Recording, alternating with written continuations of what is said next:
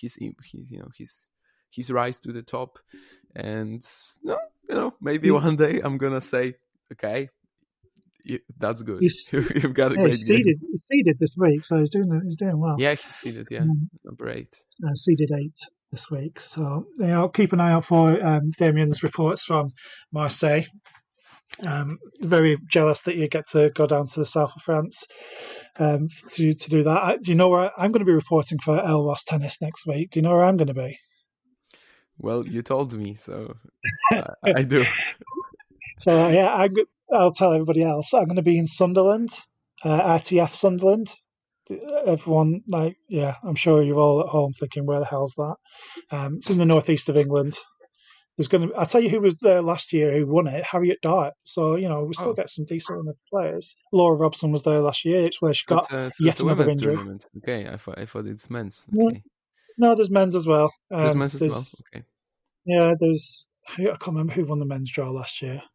Anyway, enough about ITF Sunderland, although listen out for some special kind of podcast content that I'm going to try and get from there to kind of see what life is like down at the ITF level and kind of where people get their inspirations, carry on playing at that lower level form, and kind of what the aspirations of the tennis players on the ITF are, whether they're still thinking of kind of Grand Slam glory and how they're kind of building towards that. So should be interesting, the contrast. That's what I thought. Emil Rusevori actually won no, that was in April, so there's a different ATF Sunderland, okay? Yeah. Because I remember Rusevori won in Sunderland, but it's not that event, okay? Never mind.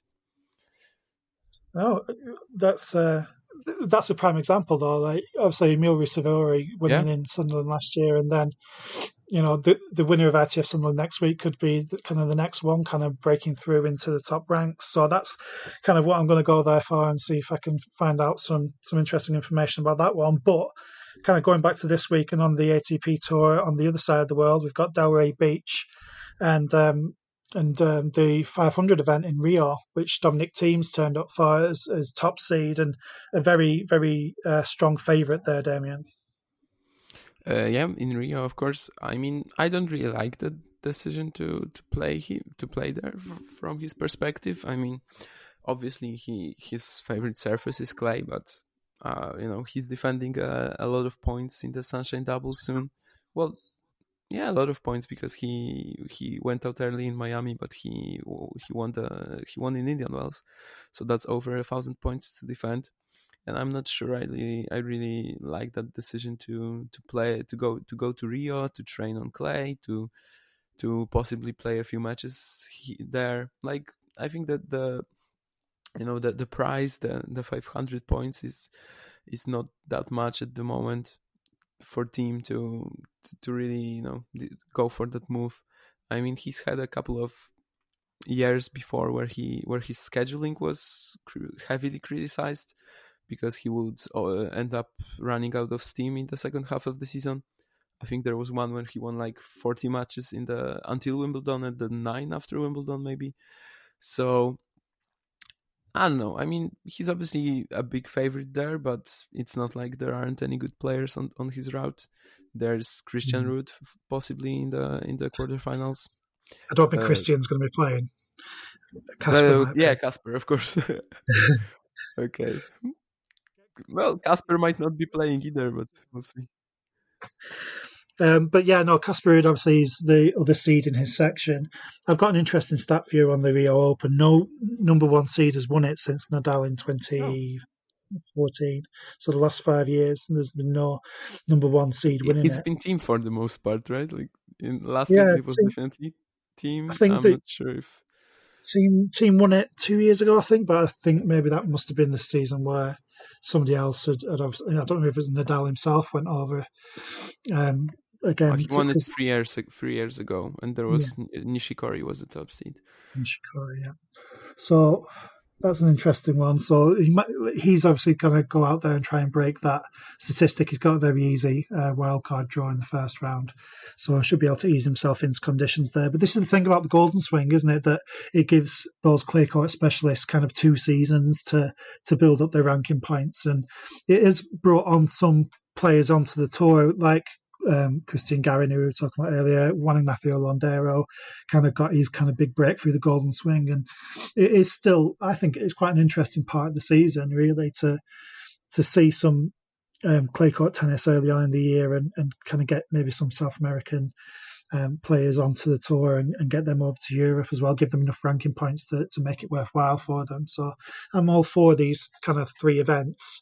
I'm not sure, like you say, that it's the wisest idea for Dominic Thiem to come over and play it, but it's an ATP 500 tournament, and if he does come through and win it, then that's another 500 ranking points and a prestigious title, and also kind of extends his brand to that area of the world even stronger than. I know he was champion there 3 years ago, but now he's kind of, I think we could all say, he's a bigger star now than he was then. And I think if he makes the semis, he'll be the new number 3 in the ATP rankings. So maybe that's also a goal he can achieve there. And in this kind of like era of the big 3, the big 4, if you go back to when Andy Murray was there, like that attaining world number 3 is no mean feat. So yeah, I think that's probably one of the big reasons why he is there, to be honest. But let's talk a little bit about Delray Beach. Probably maybe the lesser of the 3 events this week, but still worth a little discussion about. It's one where outsiders have done particularly well in the last few years. I remember Rajiv Ram making the final of this a few years ago on a massive price, and we had Radu Albert, I think he's the defending champion here, beating Dan Evans in the final, I seem to remember, last year. And he's back in the draw. He's seeded 8. He's playing Jack Sock, who's been given a wild card. I think maybe that's a good time to pass it over to yourself. Jack Sock gets a wild card for Delray Beach. Happy with that?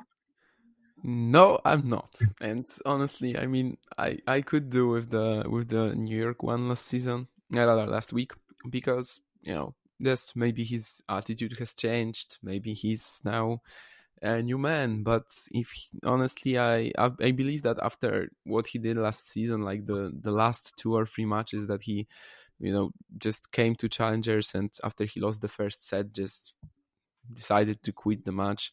I mean, I think after such stuff, also, it's not like it was only the injury that hampered him in the past 2 seasons. I mean, the injury got him out of play for 6 months, but then he was also unfit to play.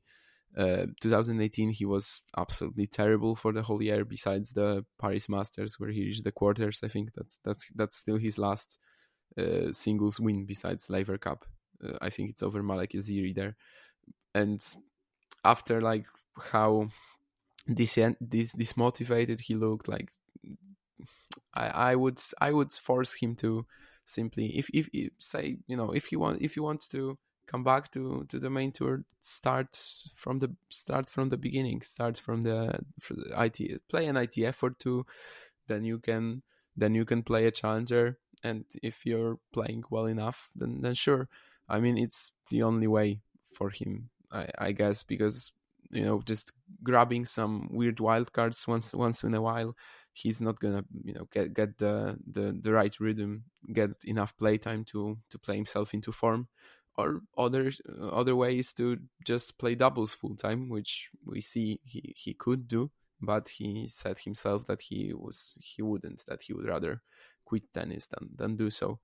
So I'm definitely not. It seems like that's what he decided to do at the start of 2019. He went the calendar year without winning a single ranking event match. Like you say, he only won in the Laver Cup, which kind of says it all about him, doesn't it? Like he just shown up for that kind of glossy exhibition and turned up and won a game, but can't be bothered putting it in for the rest of the year to win any ranking of points. I'm with you on that one. I'm not a fan of them giving the wild card, and to be honest, I hope he gets beat off Radu Albert as well. Nick Kyrgios is number 1 seed at Delray Beach. Milos Raonic is there for the 2nd week in a row in the US.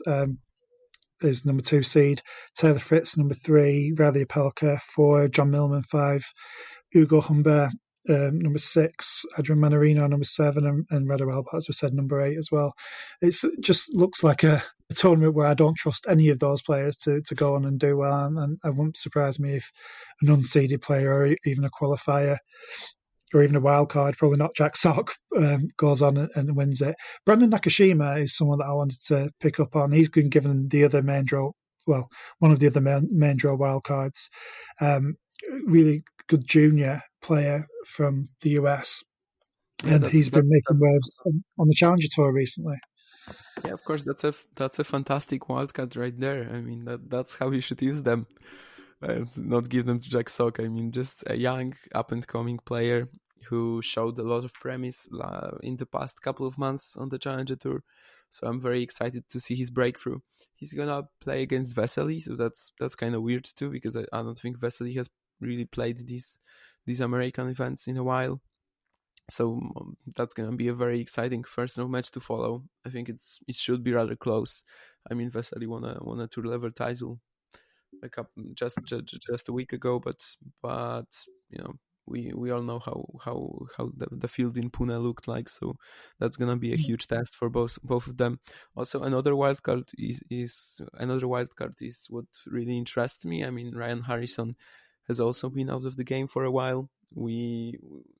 He also, like Sock, he got an absolute ton of wildcards in his career, but at least he's showing that he wants to come back. I mean, last week he played very well at Cleveland Challenger, got 2 wins over Sebastian Hoffner and someone whom I can't remember now. But anyway, he's at least showing that he wants to come back, and he's playing Damir Dzumhur in the first round, so I imagine that should be close too. Yeah, he's got a chance there. Right, so, we're basically saying that Delray Beach could be won by almost anybody in the draw, really. It wouldn't surprise me if it wouldn't surprise me if Nick Kyrgios wins out in the first round to Tommy Paul, who's obviously another good young American talent. We went through the top seeds there. That probably gives you some answers if you were paying attention at home as to the quiz question that I set quite a while ago now, a bit more than half an hour that I suggested at the time. But we'll go through these quiz answers now and see how Damian kind of gets on with this. I said there was 11 Frenchmen, but that did include the person who kind of inspired the quiz, which is Gaël Monfils, so I already said was ranked number 9 now. So there's another 10. So apologies if I misled. You included Monfils, okay? I included Monfils in that 11. Do I have to do this in order or not? Well, I mean, we'll give it a shot going in order if you can. But it's probably gonna fall apart soon, yeah. So Monfils is obviously the first one. Then we'll have Benoit Paire. Benoit Paire is correct, number 20. And then, I mean, Pouille has really lost like a lot of spots lately, so I'm gonna go for Jo-Wilfried Tsonga, but Jo-Wilfried Tsonga is not the next in the queue, but I'll give you a Tsonga. Okay, so probably the next one around that will be Hugo Humbert, actually. Hugo Humbert is number 44. There is one above him, though. Okay.